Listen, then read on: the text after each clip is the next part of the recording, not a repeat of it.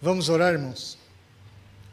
Pai, abençoa o teu povo com graça, abençoa o teu povo com poder, abençoa o teu povo com a tua misericórdia, abençoa as nossas famílias, ó Deus. Abençoa, Senhor Deus, aqueles que fazem parte do teu corpo, do teu povo, aqui neste bairro, aqueles que adentram a esta igreja, aqueles que têm compromisso com ela. Aviva em nós, ó Deus, a tua obra.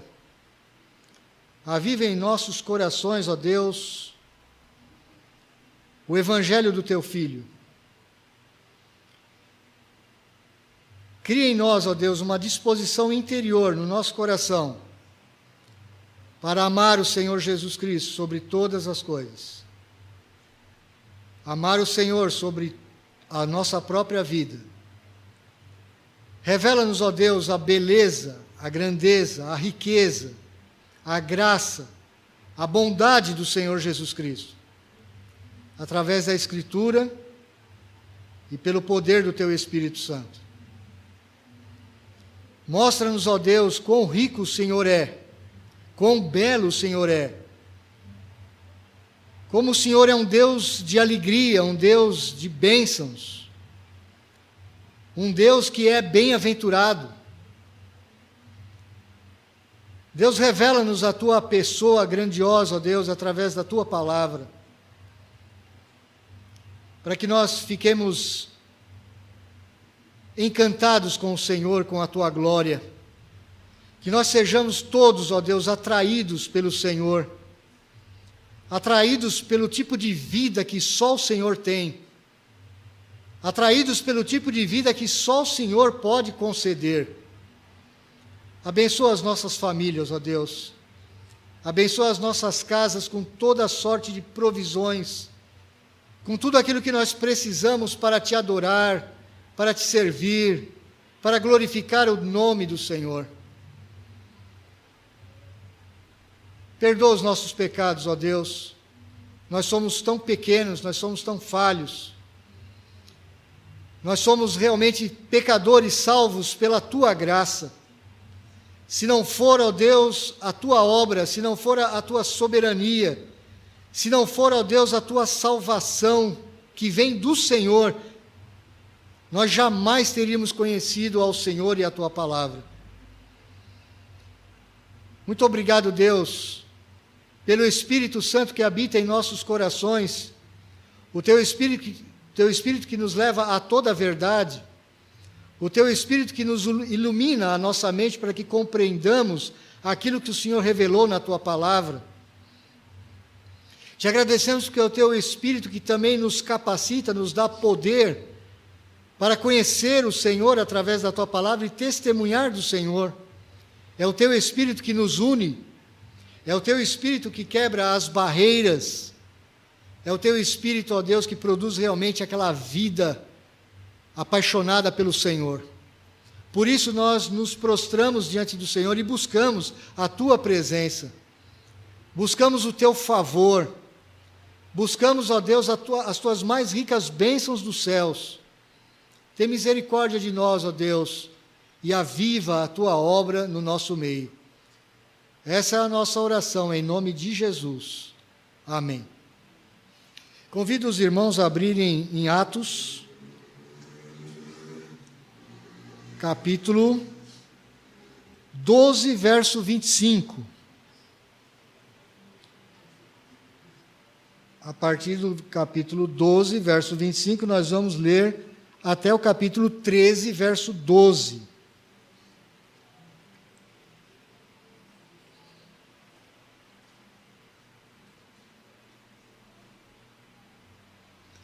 Como que é uma igreja cheia do Espírito? Como que se parece uma igreja cheia do Espírito?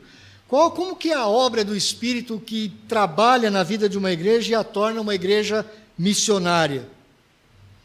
Nós estamos agora na segunda parte de Atos. Entramos agora exatamente na segunda metade da carta, não a metade numérica ou em tamanho de versículos, mas naquilo que o próprio Lucas, guiado pelo Espírito Santo, dividiu o seu livro, e claramente ele é dividido aqui.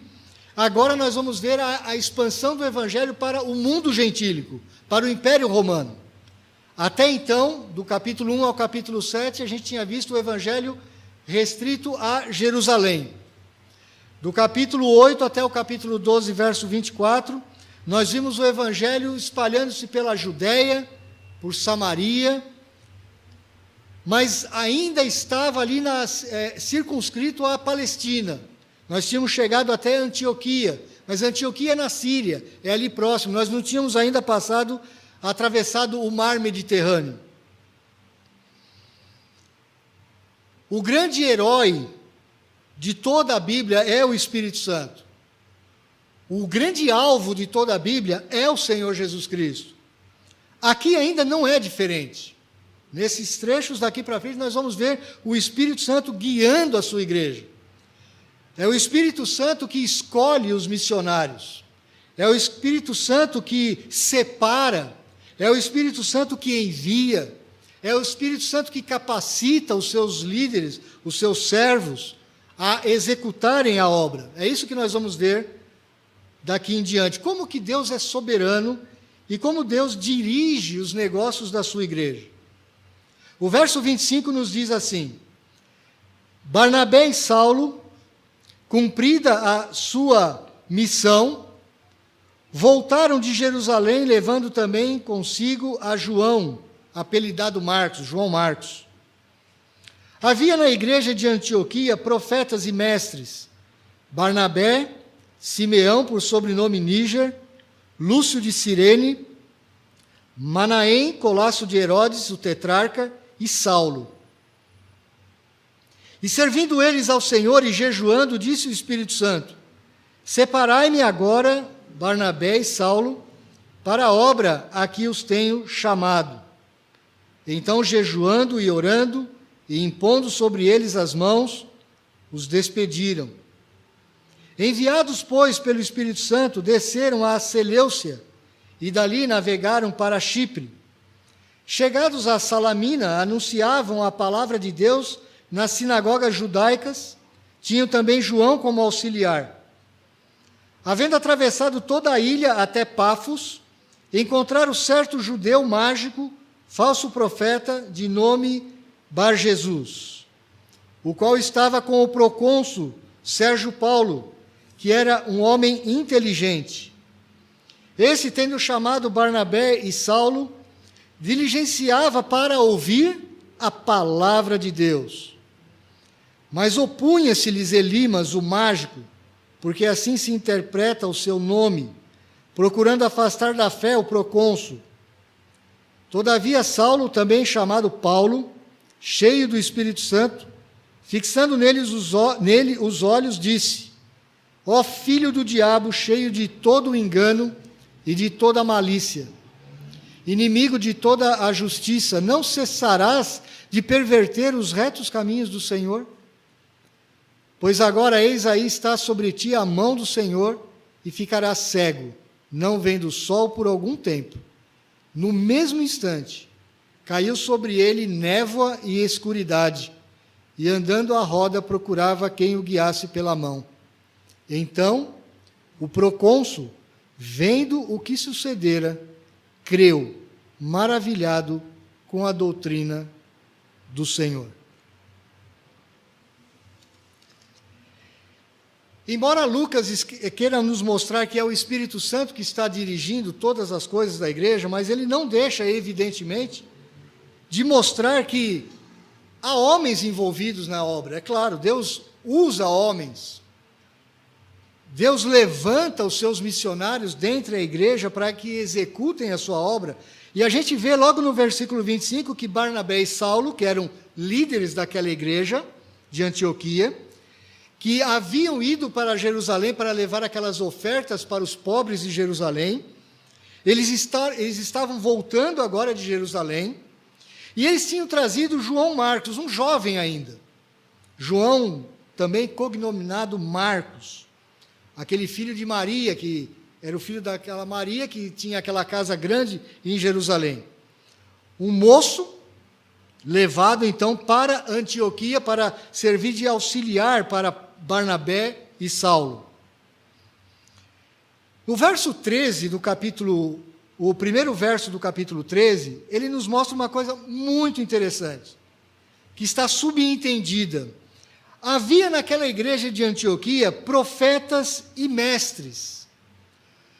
Profeta e mestre são dois ministérios que estão ligados diretamente à palavra de Deus. Os mestres é aqueles que ensinavam a palavra.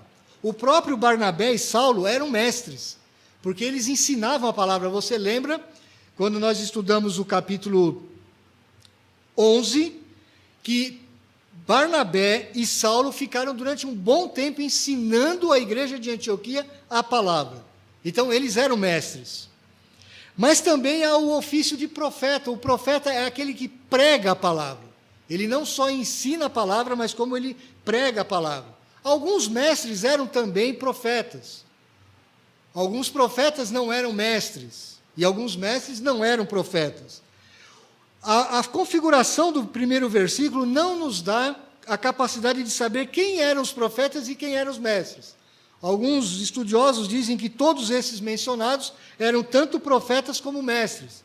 Outros já discordam. Talvez Barnabé, Saulo e mais algum aqui fosse um profeta e mestre, e outros somente mestres. Nós não temos como saber.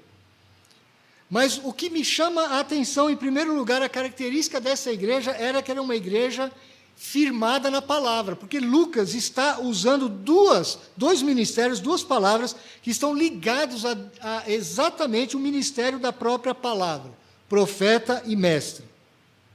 A igreja de Antioquia, então, meus irmãos, era uma igreja que dava muito valor às Escrituras, muito valor. Esses homens, esses líderes que ele vai listar aqui, eles tinham o ministério da palavra. Uma igreja forte, uma igreja que o Espírito Santo vai usar, tem que ser uma igreja afeita à palavra, uma igreja que estuda a palavra, uma igreja que tenha muitas pessoas que se dedicam ao estudo da palavra. Uns que pregam, outros que ensinam a palavra. Por isso nós damos tanta importância à nossa escola dominical e no nosso culto à noite nós damos tanta importância à pregação da palavra. É a palavra de Deus que muda o nosso coração. É a palavra de Deus que nos convence da nossa limitação, do nosso pecado, da nossa fraqueza. É a palavra de Deus cantada, orada, pregada, ensinada, que fala das riquezas da graça do Senhor, que fala daquilo que o Senhor faz. Outra coisa interessante que me chama a atenção logo no primeiro versículo é o tipo das pessoas que estavam compondo a liderança da igreja de Antioquia. Barnabé, que nós já conhecemos, aquele judeu natural, ele era um judeu, mas de origem grega, ele era natural de Chipre, ele era natural de uma região grega, então ele era um judeu chamado helenista, um judeu de fala grega, de cultura grega. Simeão, por sobrenome Níger. Simeão é um nome judaico. Mas pelo fato de ele também ter um nome grego, ou um nome latino chamado Níger, ele vinha da África, ele vinha do norte da África. A palavra Níger significa no grego negro. No grego, negro. Difícil até de falar. Então, Simeão, ele era um judeu de origem negra que vinha do norte da África. O norte da África tinha uma comunidade judaica muito grande, muito importante, inclusive. Durante o império de Alexandre o Grande, ele dominou aquele norte da África. Muitas comunidades judaicas foram estabelecidas no norte da África. Inclusive, nós tivemos ali uma das maiores bibliotecas que o mundo já conheceu, que era a Biblioteca de Alexandria, que foi perdida, foi praticamente toda destruída. Esse Simeão, ele é um judeu de origem africana. Depois você tem Lúcio de Cirene. O nome Lúcio é um nome gentílico, é um nome romano, Lúcio ou Lúcius. E Cirene também é uma região no norte da África. Então você vai observando como que era essa igreja de Antioquia. Era uma igreja multicultural, de pessoas de várias culturas e de várias classes sociais, pessoas muito diferentes umas das outras. Depois você tem Manaém, colasso de Herodes, o tetrarca. Quem era esse Manaém? Essa palavra, Manaém ou Menahem, é um nome judaico. Mas diz que esse camarada, ele é colasso de Herodes. O que significa isso? Ele cresceu junto com Herodes, o Antipas. Os estudiosos dizem que ou ele teve a mesma ama de leite, ou ele realmente foi criado na corte de Herodes Antipas. Ele cresceu junto com Herodes Antipas. Então, ele foi um colega de infância de Herodes Antipas. Embora ele não tivesse, talvez, uma origem nobre, uma origem principesca, mas ele foi criado na corte. Talvez esse Manaém, ele foi o informante de Lucas a respeito de tudo aquilo que Lucas registra nos seus livros a respeito da corte de Herodes, a respeito do reino de Herodes.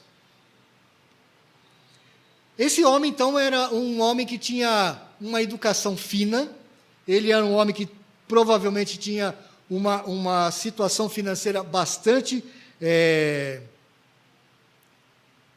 próspera, um homem bastante rico, embora não fosse de uma origem principesca, uma origem real, como era o seu amigo Herodes. E Saulo, que Lucas ainda usa o nome hebraico dele aqui, Saulo. Meus irmãos, quando a gente olha para o contexto do Império Romano, nós sabemos pela história que os romanos, eles não gostavam muito dos gregos, embora eles tivessem utilizado a cultura grega, eles usavam a língua grega, os filósofos gregos, mas eles não gostavam dos gregos. Os gregos não gostavam dos romanos. Os judeus não se davam com ninguém, eles não gostavam nem de romanos e nem de gregos. Os do norte da África também não se davam muito bem com os romanos, e nem com os gregos, e nem com os judeus. Havia muitas dificuldades no Império Romano. A gente não consegue ainda entender isso hoje, porque nós ainda vivemos um pouco de uma característica cristã na nossa sociedade. Nessa época do Império Romano, os ricos desprezavam os pobres completamente. Aqueles que tinham cultura, principalmente os gregos, que eram afeitos à filosofia, às ciências gregas, eles desprezavam completamente os romanos, porque os romanos não eram, na sua grande maioria, afeitos à filosofia, eram poucos, só os nobres. Então, os filósofos, os mais letrados, eles desprezavam a gente mais simples. Os ricos desprezavam os pobres. Os judeus desprezavam os gregos e os romanos desprezavam os judeus e os gregos. Então, o que eu enxergo aqui nesse primeiro versículo do capítulo 13?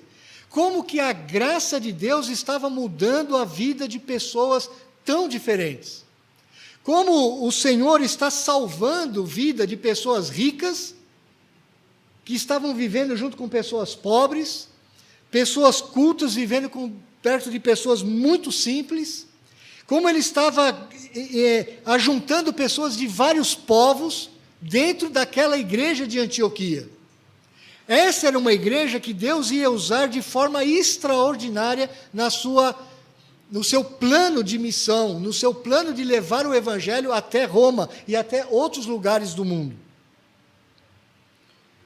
Lucas, ele é bastante seletivo na escolha dos seus textos. Ele não está falando de todo o movimento missionário da igreja primitiva. Nós sabemos pela história que nós tivemos movimento missionário através de Tomé. Tomé chegou até a Índia. Pedro, por exemplo, chegou ao norte da Ásia. Muitos foram para leste. O que Lucas vai nos descrever aqui é um movimento missionário que vai para oeste e para norte. Mas ele não fala nada dos movimentos missionários que vão para o sul e para o leste. Mas nós sabemos pela história que houveram. O que a gente vê é como que Deus vai preparando realmente uma igreja diferente da igreja de Jerusalém. E essa igreja, tão multicultural, tão multiétnica, é que Deus vai usar para levar o seu evangelho até os confins da terra. Porque você deve se lembrar disso. Todo o livro de Atos é um desenvolvimento de Atos capítulo 1, verso 8. Eu vou levar o meu evangelho por Jerusalém, Judéia, Samaria, até os confins da terra. Esse é o plano do Senhor Jesus Cristo. E Ele está cumprindo o seu plano, Ele está dirigindo o seu plano. Agora, o que é interessante é que essa igreja, além de ela ser multiétnica, além de ela ser bastante misturada, além de ser uma igreja alcançada pela graça do Senhor, e nós sabemos que a graça do Senhor realmente invadiu aquela igreja, porque quando Barnabé chegou em Antioquia a primeira vez, ele ficou encantado com aquela graça, isso a gente viu no capítulo 11. Diz no verso 2 que aqueles líderes estavam servindo eles ao Senhor e jejuando. Era uma igreja que se reunia constantemente. Os seus líderes estavam comprometidos em buscar a direção do Senhor. Uma igreja que o Espírito Santo usa é uma igreja que busca a direção do Senhor. É uma igreja que está servindo ao Senhor e jejuando.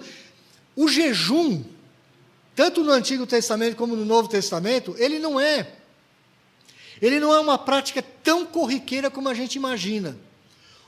Quando os judeus eles se aplicavam ao jejum, é porque eles estavam buscando alguma coisa muito séria diante de Deus. O que é o jejum?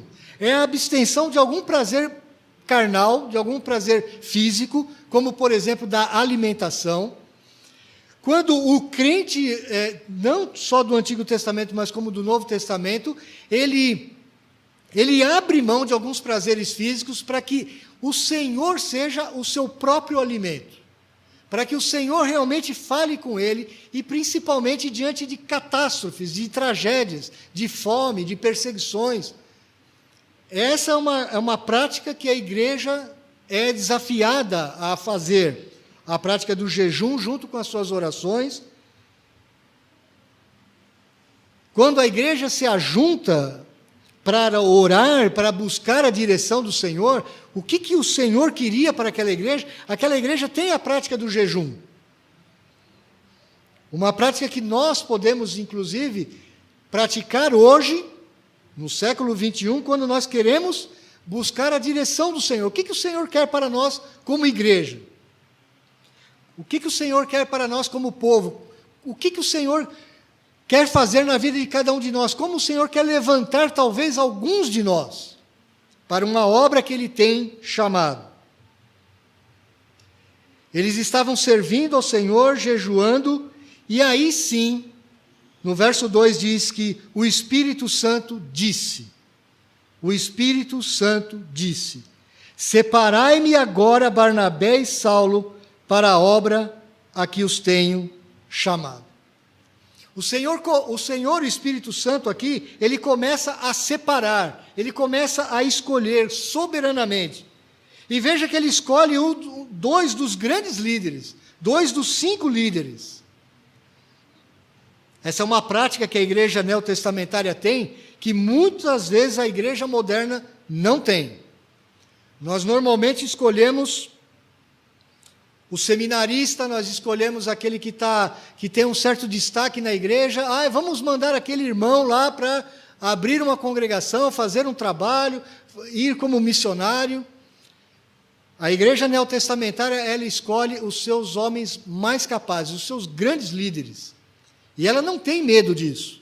Ela não fica preocupada. Mas como que, dentre 5, nós vamos escolher Saulo e Barnabé?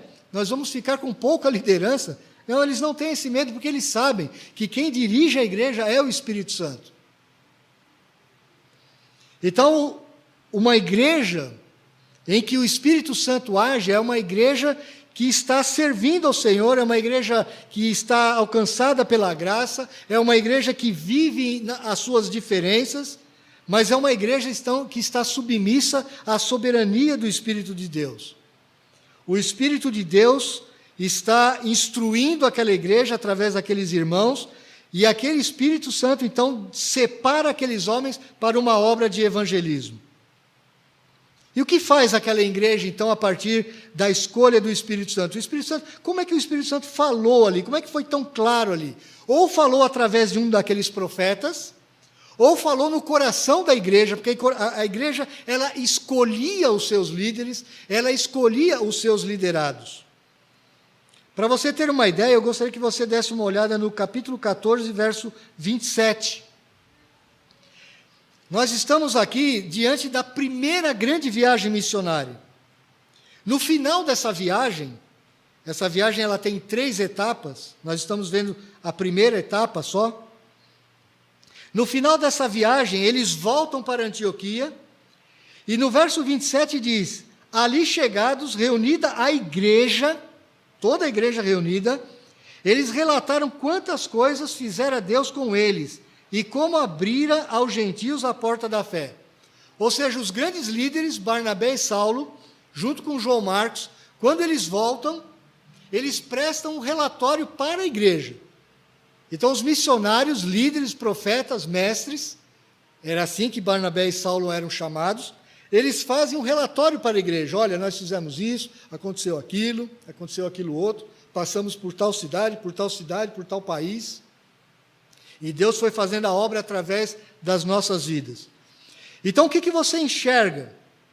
Que uma igreja que está ligada com seus líderes, uma igreja que está com um único propósito, uma igreja que recebe relatórios, mas que envia os seus líderes e que acompanha os seus líderes, uma igreja comprometida com os seus líderes. Aqueles dentre nós que leem um pouquinho mais a respeito dos campos missionários, das missões no Brasil e no mundo, vocês sabem qual é a maior dificuldade que os missionários, os nossos missionários enfrentam no mundo? É o fato de que muitas vezes eles são abandonados pelas suas igrejas. São abandonados. Principalmente, as igrejas pentecostais, elas fazem muito isso, infelizmente. Eles fazem muita missão, muita. Eles são um exemplo para nós nesse sentido. Mas, infelizmente, eu já conversei com muitos missionários, muitos, de várias denominações. E eles têm um medo danado, porque quando eles vão para algum lugar, aí a igreja que ficou aqui, se a igreja, por exemplo, decidir, nós vamos reformar o banheiro, nós vamos reformar o quintal, nós vamos fazer aqui uma transformação na igreja, a primeira coisa que sacrificam é o missionário. Eles abandonam o missionário, eles largam. Olha, aí eles mandam uma cartinha, hoje um e-mail, né? Mandam um e-mail, um WhatsApp para o missionário. Olha, infelizmente apareceu um projeto aqui e a liderança da igreja decidiu que nós vamos reformar o quintal, o banheiro, vamos construir um apêndice aqui na igreja e nós não temos mais como te manter aí no campo missionário. E aquele missionário, então, fica apavorado, com mulher, com filhos, e ele fica ali sozinho. É aquela velha história, né? Você coloca o cara, sobe na escada, sobe lá para pintar, te dá o galão de tinta, te dá a brocha, o pincel, aí quando ele está lá em cima, você vai lá e tira a escada. É mais ou menos isso que acontece. Isso é muito comum, meus irmãos, que acontece com os missionários. A igreja presbiteriana, não vou dizer que ela não falha nesse aspecto, ela falha algumas vezes sim também, mas falha menos do que outras. Aquela igreja de Antioquia era uma igreja que estava comprometida com os seus missionários, mantinha os seus missionários. Então eles, jejuando e orando, impondo sobre eles as mãos, os despediram. A palavra aqui, o verbo é, os deixaram ir, os liberaram. Porque, veja bem, Barnabé e Saulo, eles não estavam sem fazer nada na igreja de Antioquia. Eles estavam ministrando a palavra.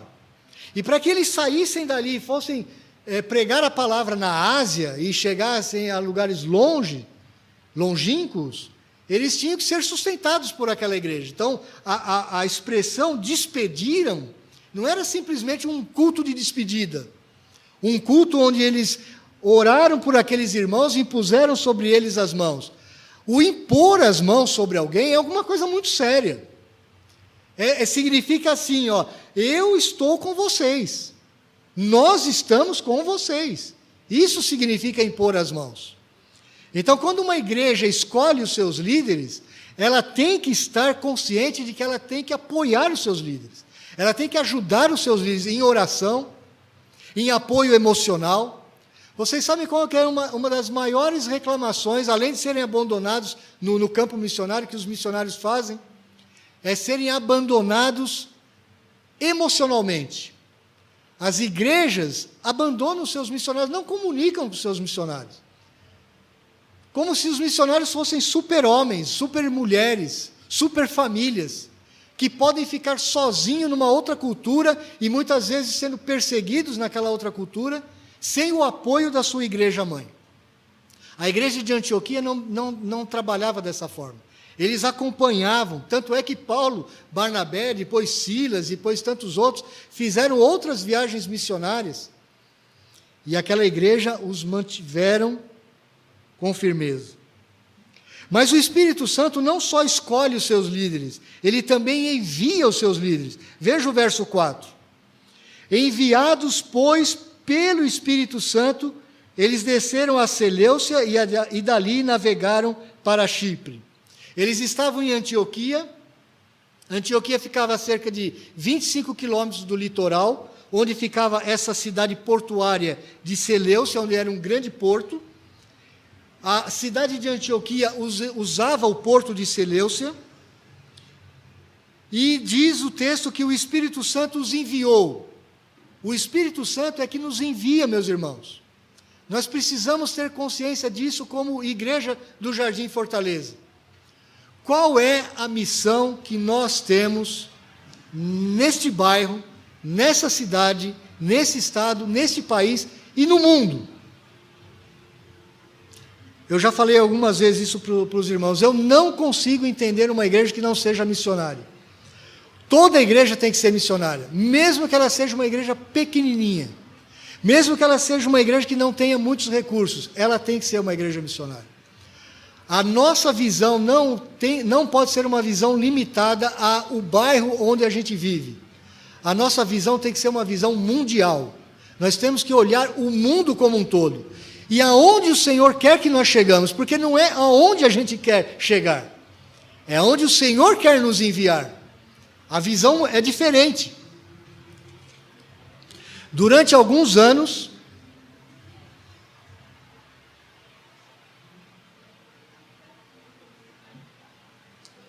na igreja de Vila Maria, participando do conselho da igreja, e eu, como sempre, fui muito ligado à área missionária, eu tinha que colocar na cabeça dos meus irmãos presbíteros o seguinte conceito de missões.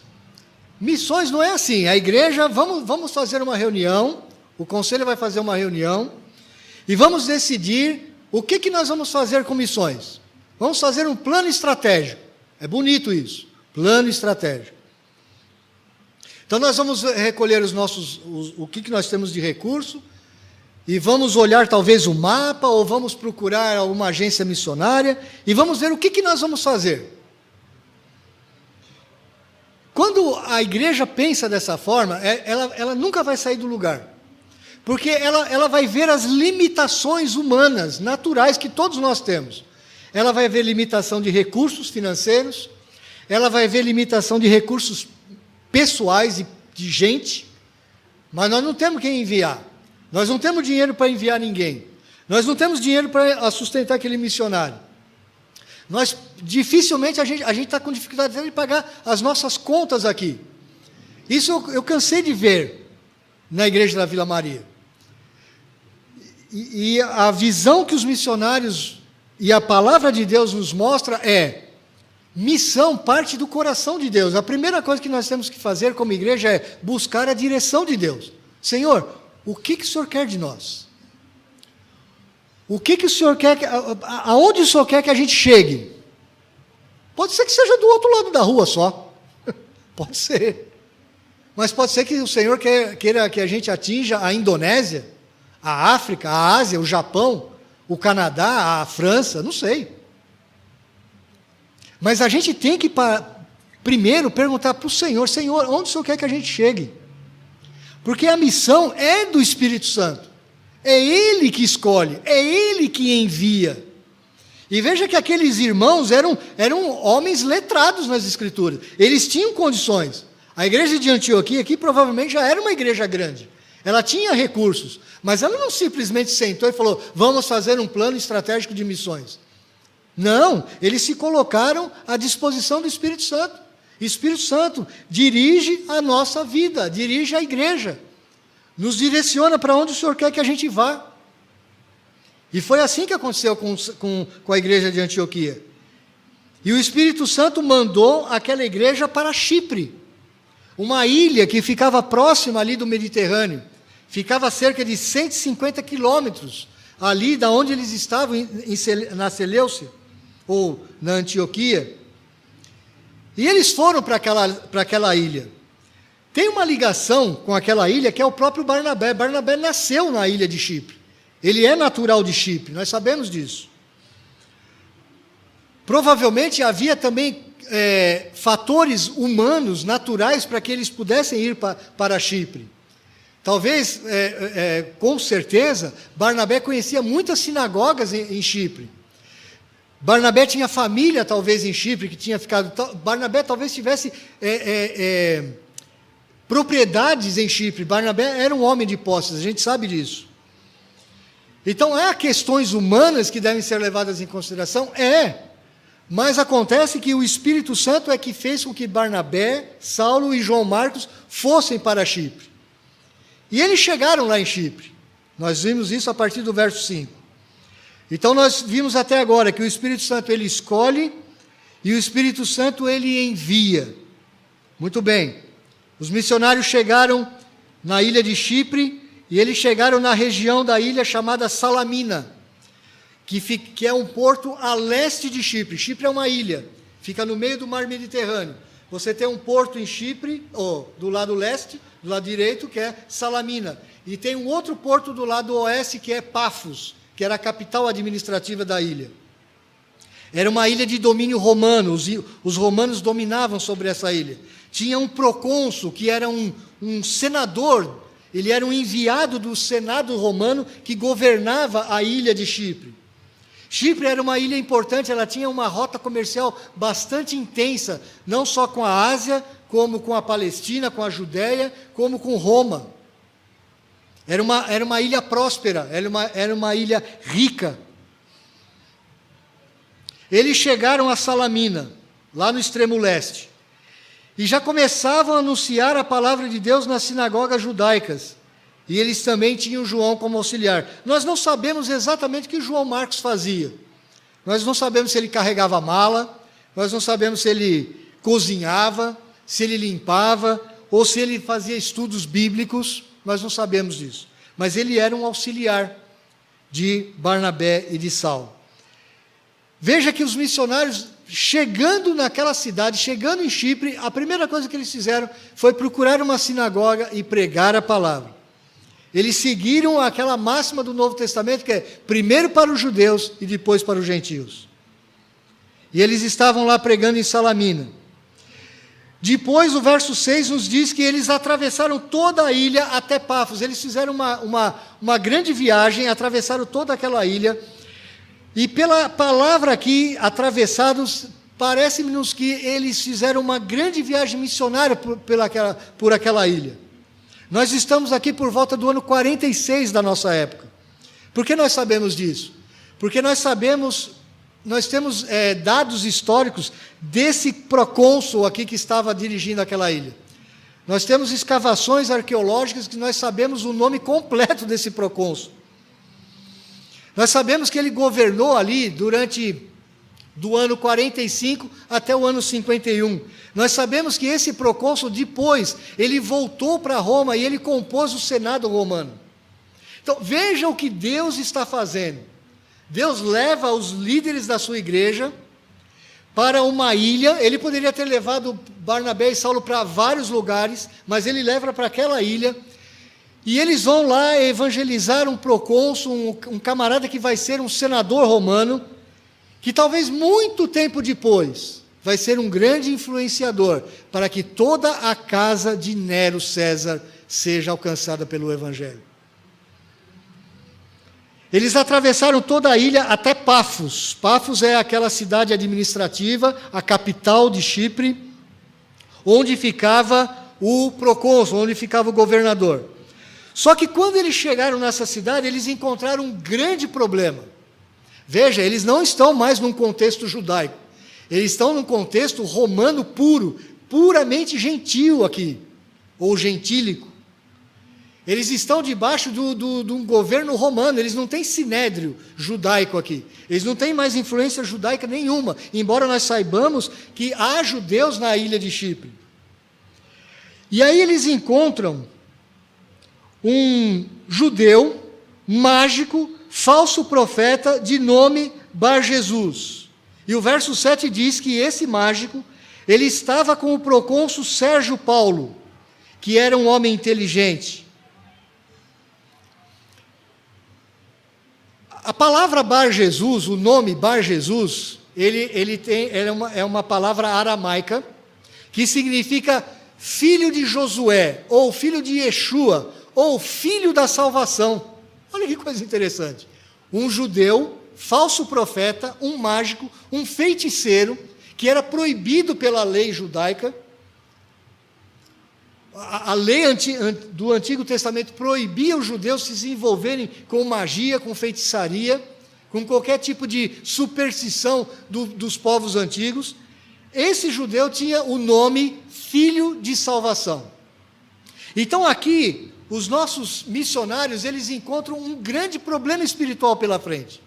Eles encontram um camarada que se opõe ao trabalho deles de evangelização, mas esse camarada, ele era um serviçal do procônsul. Ele era um camarada que trabalhava na corte do procônsul. E os romanos, os líderes romanos, eles eram muito influenciados pelos falsos profetas judeus, os mágicos judeus. Os mágicos judeus, naquela época, naquela região, eles eram muito conceituados. Por quê? Porque, é claro, eles conheciam muitas das profecias do Antigo Testamento. Eles conheciam todo o cabedal das profecias do Antigo Testamento. Aí eles misturavam aquelas profecias com as crendices dos povos, com magias, com feitos mágicos. E eles enganavam os líderes romanos. E veja que Lucas, ele destaca o procônsul, o Sérgio Paulo, ele era um homem inteligente. Ele não era um homem simplesmente supersticioso. Isso me faz lembrar de quantas pessoas que eu já conheci aqui em São Paulo, ao longo da minha vida, que eram pessoas ricas, pessoas inteligentes, pessoas com muita cultura, mas que eram escravizadas por magia, por superstição, por feitiçaria, por horóscopo, por astrologia. Eu conheci muitas.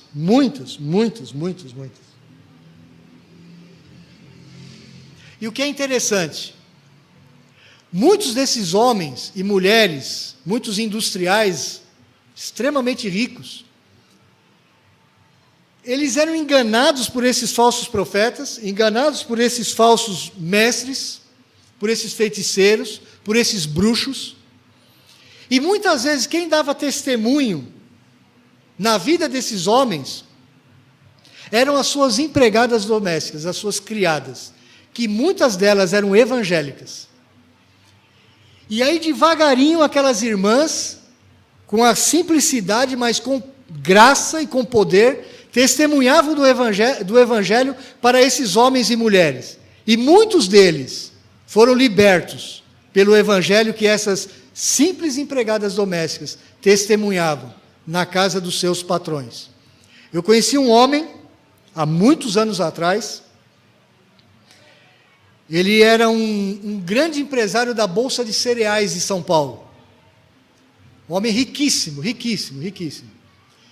Ele era viciado em jogo de cavalos, ele era viciado em cigarro, viciado em álcool.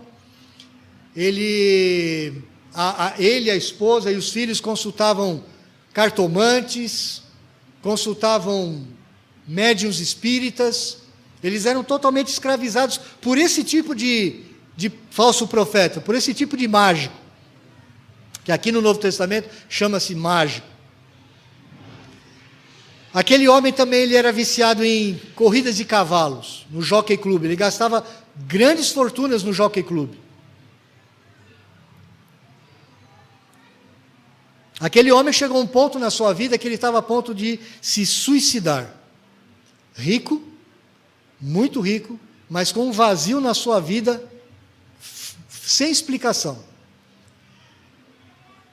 Mas ele tinha uma das empregadas, ele parece que tinha 2 ou 3 empregadas na sua casa, uma delas era cristã evangélica, pentecostal. E aquela irmã testemunhou para aquele homem. E aquela irmã abriu a sua Bíblia na casa daquele empresário e falou do poder de Jesus Cristo para salvar a vida daquele homem. Aquele homem, numa situação difícil, a ponto de dar um tiro na sua própria cabeça, palavras dele mesmo, ele começou a abrir a Bíblia e começou a ouvir aquela sua empregada falar do poder de Jesus para transformar a sua vida. E ele fumando, ele falava exatamente assim, que ele fumava e jogava fumaça na Bíblia. Até que um dia ele falou assim, meu Deus, eu estou jogando fumaça na cara de Deus. E ele parou de fumar de repente. E o Senhor começou a fazer uma obra na vida daquele homem, e o Senhor salvou aquele homem, ele não mais se suicidou. E o Senhor depois transformou a vida da mulher daquele homem, que eu conheci também, conheci os seus 2 filhos, um casal. E Deus transformou a tal ponto a vida daquele homem que ele se tornou um grande pregador do Evangelho em São Paulo. Ele abriu uma igreja para jovens em São Paulo. Para quem é mais antigo aqui, deve se lembrar, uma igreja chamada Cristo Salva. Cristo Salva. E o ministério daquele homem alcançou milhares de jovens que viviam nas ruas de São Paulo, envolvidos com drogas, com álcool, com prostituição. E aquele homem foi completamente transformado.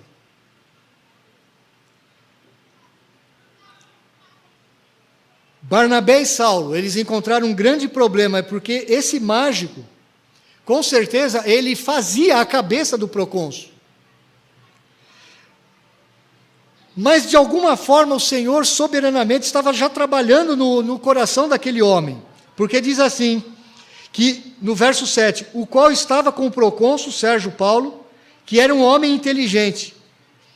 Mas este, Sérgio Paulo, ele, chamando Barnabé e Saulo, diligenciava para ouvir a palavra de Deus.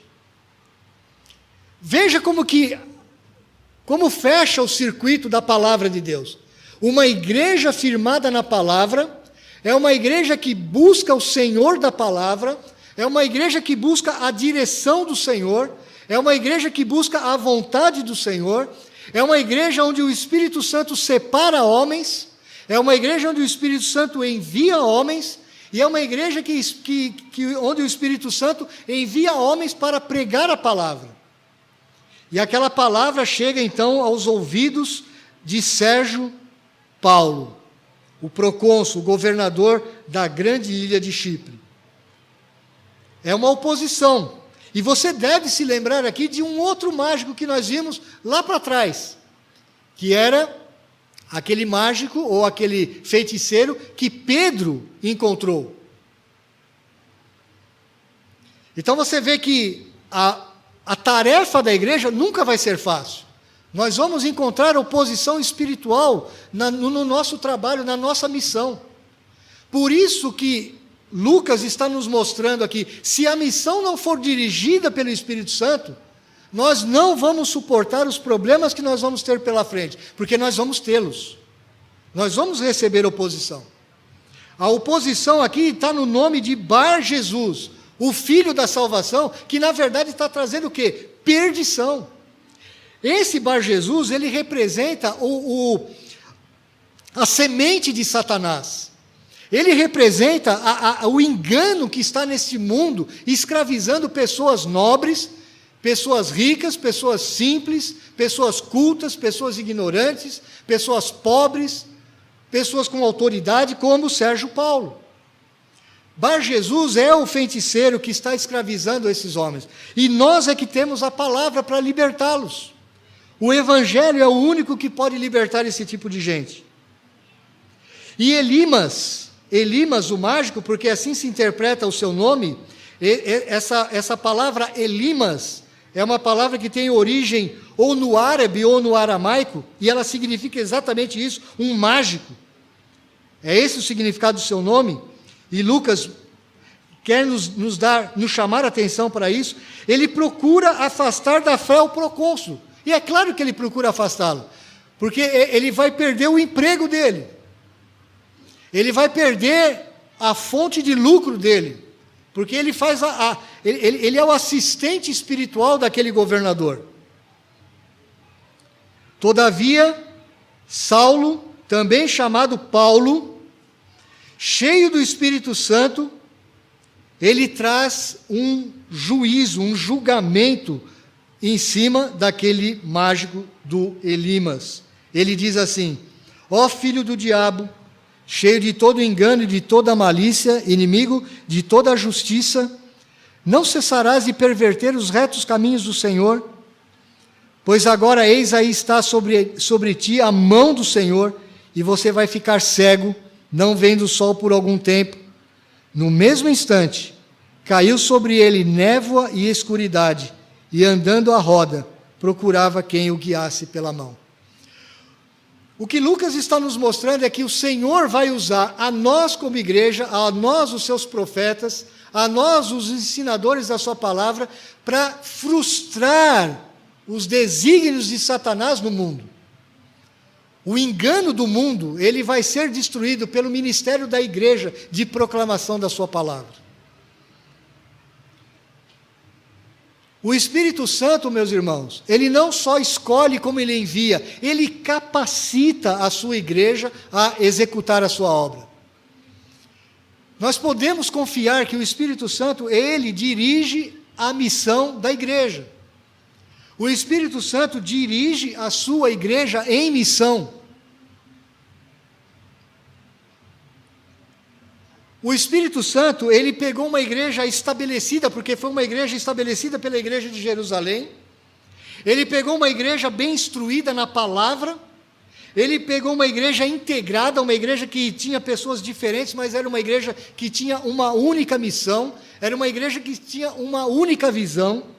Era uma igreja ativa, era uma igreja que trabalhava, era uma igreja que se reunia, era uma igreja que buscava o Senhor, ela buscava a direção de Deus.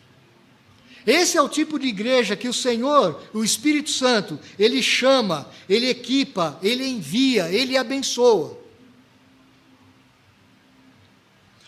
Não tem sentido nós sermos uma igreja que não tenhamos esses parâmetros aqui. Não tem sentido algum. Mas para que nós tenhamos todos a mesma visão, o mesmo objetivo, a mesma mente, nós temos que estar íntegros, nós temos que estar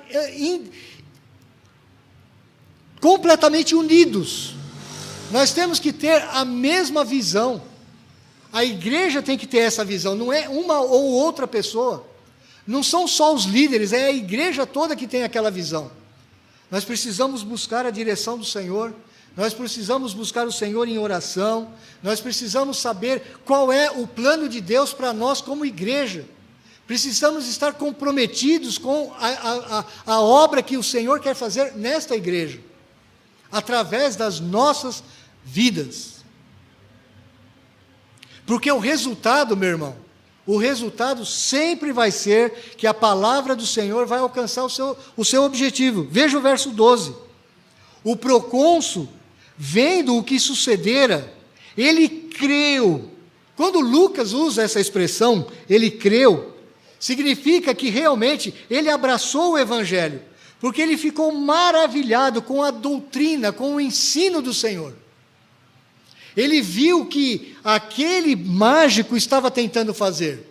Veja, aquele mágico já estava ali há muito tempo. Ele viu o engano naquele homem. Ele viu o poder de Deus destruindo o engano que aquele homem trazia para a sua vida. Ele viu o poder de Deus cegando aquele homem. Aquele homem ficou cego. Aquele homem ficou sem direção. As obras das trevas precisam ser destruídas. A obra do Senhor tem que vencer. Nós somos chamados, nós como igreja, nós somos chamados a ser uma igreja firmada na palavra, bem instruída, integrada, ativa e que busca a direção de Deus. Para que o Espírito Santo nos chame, nos equipe, nos capacite, nos envie. Para que o Espírito Santo nos edifique. Para que o Espírito Santo realmente use as nossas vidas para a glória do seu nome. Para que a sua palavra realmente possa ser ouvida. Nós temos que nos ajuntar. Nós temos que nos unir. E naturalmente o Espírito Santo vai falar para nós o que nós temos que fazer. Ainda ontem eu estava conversando com uma irmã. Eu creio que nós não podemos realmente tomar nenhum tipo de atividade nas nossas mãos. Nós não podemos fazer uma obra que é o Espírito Santo que faz. Nós não podemos simplesmente elaborar só estratégias e achar que com a força do nosso braço nós vamos conseguir fazer coisas. Porque primeiro a gente não sabe nem que coisas que o Senhor quer que a gente faça. Eu creio que é o Espírito Santo que, ao santificar a nossa vida, o Espírito Santo, ao nos dar conhecimento da sua própria palavra, o Espírito Santo, ao nos revelar o Senhor Jesus Cristo, as riquezas dele, ele naturalmente vai fazer brotar do nosso coração uma igreja forte, uma igreja unida, uma igreja conhecedora da palavra, uma igreja madura, uma igreja que realmente se importe com o mundo lá fora, mas tem que ser alguma coisa que produz de dentro para fora. Não pode ser imposta, não pode ser mecanicamente construída, não pode ser. Eu nunca criei, nunca, na minha vida toda, não é porque eu estou agora aqui não, mas eu nunca criei que a obra de Deus ela possa ser feita simplesmente pelo nosso braço. A obra do Senhor, nós temos que buscar constantemente, Senhor, o que o Senhor quer de nós como igreja? O que o Senhor quer de nós? Não adianta a gente fazer um plano e falar assim, nós vamos colocar 200 pessoas aqui dentro. Pode ser que o Senhor não queira isso.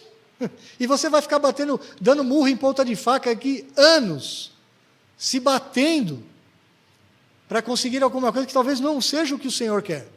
Mas pode ser também que Ele queira encher com 200, 300, 500, 1000. Não importa, essas coisas não importam, essas são coisas humanas. Mas uma coisa que eu tenho certeza, que a palavra de Deus, ela deixa isso muito claro, o Senhor quer que nós vivamos na dependência do Seu Espírito. Isso eu sei que Ele quer. Eu sei que o Senhor quer que nós amemos a Sua palavra. Você vê quantas vezes o Lucas utiliza a palavra de Deus como centro unificador de todas as suas histórias, de todos os eventos. Uma coisa eu tenho certeza, que o Espírito Santo quer que nós tenhamos convicção de que Deus é soberano e Ele guia as nossas vidas. Lucas está o tempo todo nos mostrando isso. Ele mostra aqui para nós, olha, o Espírito Santo que escolheu, o Espírito Santo é que enviou, o Espírito Santo é que capacitou. Ele usa sim as nossas vidas, Ele vai talvez escolher um ou outro de nós aqui para enviar, para capacitar. Talvez alguns de nós aqui ainda vamos para um seminário, para um instituto bíblico. Mas eu tenho certeza, eu tenho convicção que Deus quer que nós conheçamos a Sua palavra. Deus quer que nós sejamos maduros. Deus quer que nós sejamos íntegros, integrados, unidos. Deus quer que nós, como igreja, tenhamos uma mesma visão. Se nós estivermos divididos entre nós, nós nunca vamos alcançar lugar nenhum. Nós podemos ser muito diferentes uns dos outros aqui. Pode ser que tenha gente aqui com muito dinheiro e outro com muito pouco. Pode ser que tenha gente aqui muito culta e outra pessoa muito simples. Pode ser que tenha gente aqui muito pobre e outro muito rico. Pode ter muita diferença. Pode ter preto, branco, amarelo. Pode ter gente com pensamentos diferentes. Mas nós podemos ser unidos em Cristo. O que nos une é a palavra do Senhor. O que nos une é a obra do Senhor. E nós precisamos ter essa visão. Precisamos unir as nossas forças, unir tudo aquilo que Deus tem nos dado, para que a gente realmente seja uma igreja como Antioquia, uma igreja orientada pelo Espírito do Senhor, uma igreja que é capacitada pelo Espírito do Senhor, uma igreja governada pelo próprio Senhor Jesus Cristo. Será a maior bênção da nossa vida, meus irmãos, como igreja, se nós formos realmente governados pelo Senhor Jesus Cristo. E que Ele use a nossa vida como líderes, e que nós líderes, nós que somos líderes da igreja, nós nos dediquemos cada vez mais ao conhecimento da palavra do Senhor.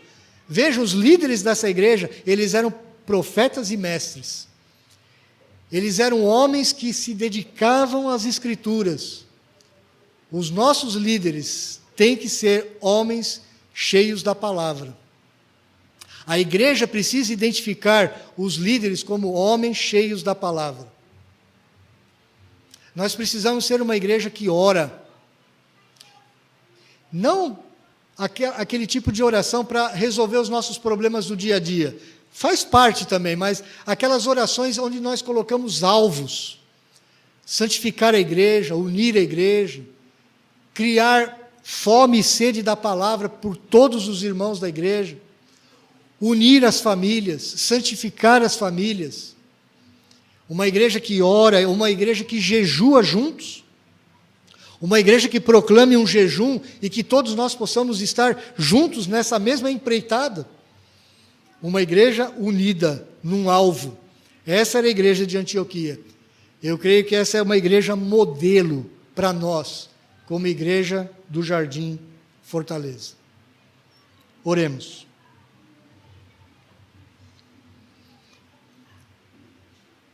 Pai, nós queremos ser uma igreja que esteja submissa à Tua soberania. Queremos ser uma igreja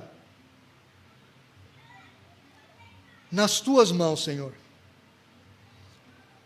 Eu sei que o Senhor não vai fazer exatamente como o Senhor fez em Antioquia. Nós não temos mais aqui Saulo, Barnabé. Eu sei, Pai, de tudo isso. Mas eu sei que o Senhor pode fazer na vida de nós aqui, Pedro, César, Samuel, Rogério, Thomas, Fábio, Daniel, Elias. Eu sei que o Senhor pode usar as nossas famílias. Eu sei que o Senhor pode usar as mulheres. Eu sei que o Senhor pode usar as nossas casas. Eu sei que o Senhor pode usar todos nós para nós fazermos diferença onde nós estivermos. Nós não podemos limitar e nem podemos falar para o Senhor aquilo que o Senhor quer fazer. Nós estamos aqui buscando de Ti a direção. Senhor, o que o Senhor quer de nós? O que o Senhor quer de nós como igreja? Como o Senhor quer usar as nossas vidas, ó Deus? Una os nossos corações, ó Pai. Enche o nosso coração da alegria do Teu Espírito.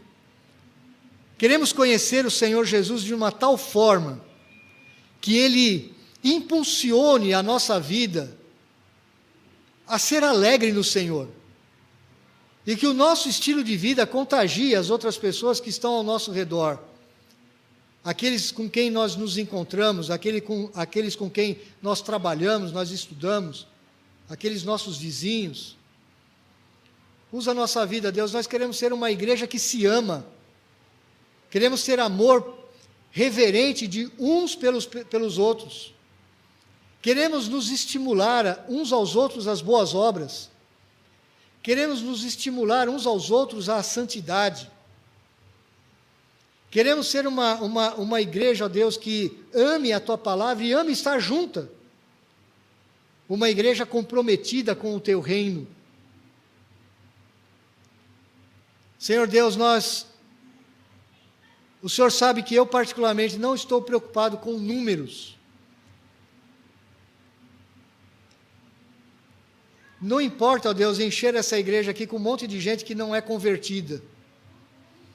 Nós queremos ter pessoas que tenham o coração realmente convertido.